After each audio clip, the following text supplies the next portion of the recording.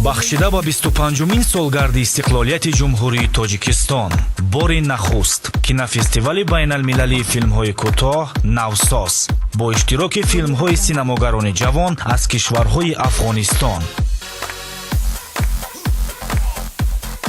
Эрон, Узбекистон, Қазоқистон,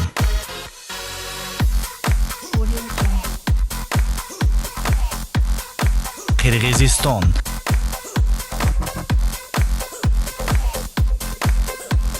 Арманистон,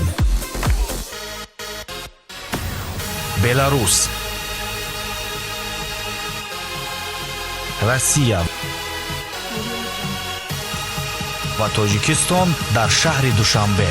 Кинофестивали байналмилалии «Навсос» аз нигоҳи коргардонҳои ҷавон ҳунари аслӣ ва дунёи боз ҳам рангинтарро ба шумо нишон медиҳад.